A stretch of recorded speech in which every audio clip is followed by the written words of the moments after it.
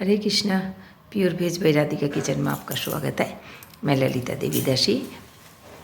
युधिष्ठिर महाराज कहते हैं, हे कृष्णा, हमने फलदाता विजय एकादशी का पालन किए, उसकी व्रत कथा सुने।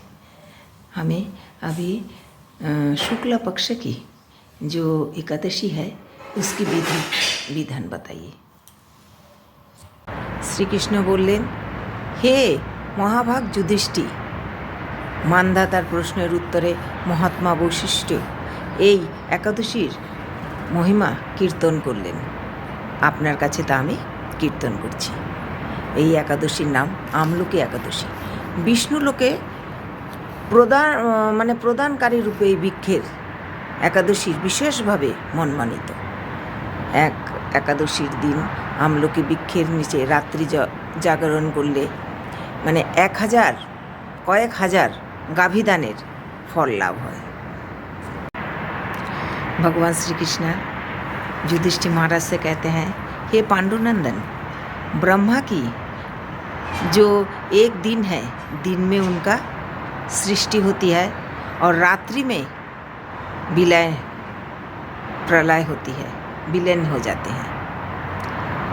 तो इसी ब्रह्मा की एक रात्रि में विलीन हो गए पूरे धरती। भगवान विष्णु कारण सज्जा में विश्राम कर रहे हैं, तब उनके मुंह से एक बूंद पानी धरती पे गिरा और उसी से ये আমলকি বৃক্ষের उत्पत्ति হয়েছে। আমলা বৃক্ষ देखिए इतना महत्वपूर्ण है। ये आंवला वृक्ष में ब्रह्मा विष्णु महेश निवास करते हैं। इस वृक्ष का नाम मात्र लेने से, इस वृक्ष को शरण करने से बहुत सारे गोदान का फल मिलता है। এই আমলকি বৃক্ষের গাছের যদি আমরা স্মরণ করি তাহলে হাজারো গোদানের ফল পাওয়া যায়। এই আমলকি গাছে ব্রহ্মা বিষ্ণু মহেশ থাকেন, এইভাবে বলা হয়েছে। এই আমলকি বৃক্ষ স্মরণ মাত্র গোদানের ফল লাভ হয়। আর এই আমলকি গাছের প্রতিটি শাখা প্রশাখা ঋষি দেবতা প্রজাপতি বাস করেন। সমস্ত বৃক্ষের আমলকি বৃক্ষকে আদি, সমস্ত ব্রহ্মাণ্ডের আদি এবং অন্ত বলা হয়েছে। আমলকি বৃক্ষ খুব বিখ্যাত। এই আমলকি গাছের একটি অদ্ভুত কথা আপনাদের কাছে বলছি। অনেক প্রাচীনকালে এক ঋষি ছিলেন, রাজা ছিলেন, তার এক পুত্র ছিল।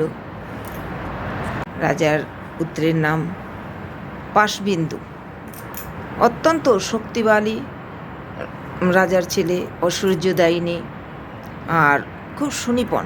রাজ্যের প্রজাদের খুব সুন্দর করে উনি দেখাশোনা করতেন। খুব ধার্মিক প্রতিষ্ঠাত রাজা ছিলেন। এই ফাল্গুন মাসের শুক্লপক্ষের এই আমলকি একাদশী খুব সুন্দর করে পালন করতেন সবাই প্রজারা মিলে। ওনার রাজ্যে কোনো অনাটন কিচ্ছু ছিল না।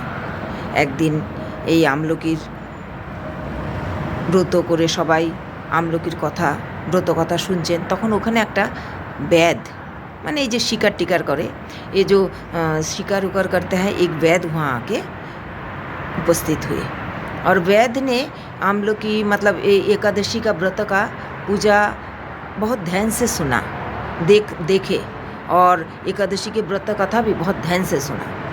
और कारणवशत ওই दिन छिलो আমলকি एकादशी।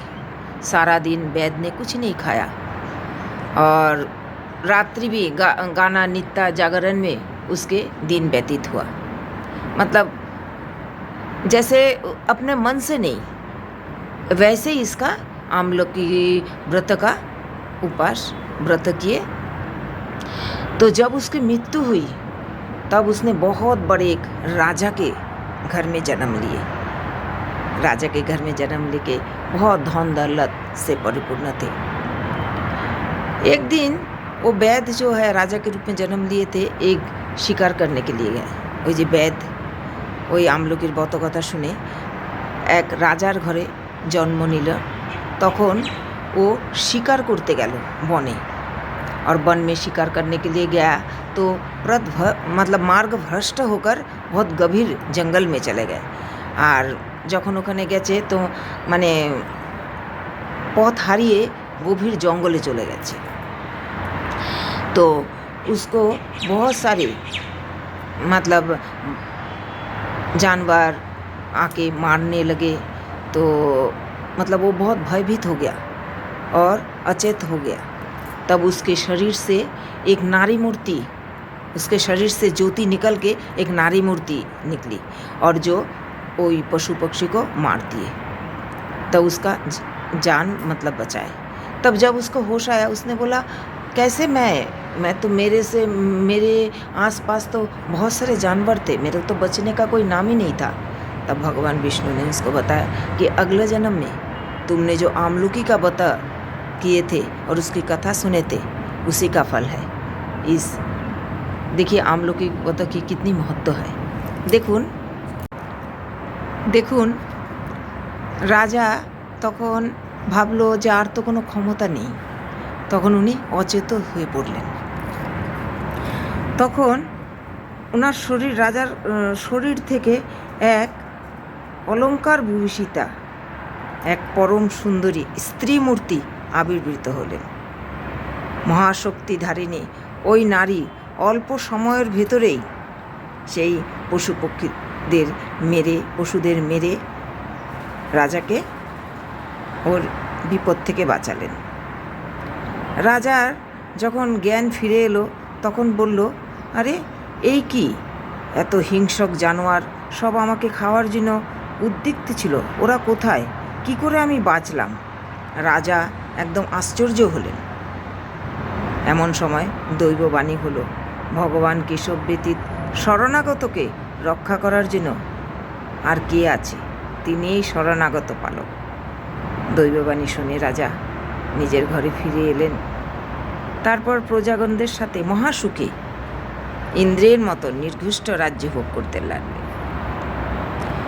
বশিষ্ঠ বললেন, হে রাজন, যে মানুষ এই পরম আমলকি উত্তম আমলকি একাদশীর ব্রত পালন করেন সে নিঃসন্দেহে বিষ্ণুলোক প্রাপ্ত হন।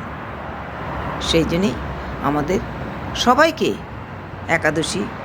আমলকি একাদশীর ব্রত পালন করা উচিত। কেমন লাগলো আমার এই ব্রত কথা? ভালো লাগলে সাবস্ক্রাইব করবেন, আমার চ্যানেলকে লাइक করবেন, कमेंट्स করবেন।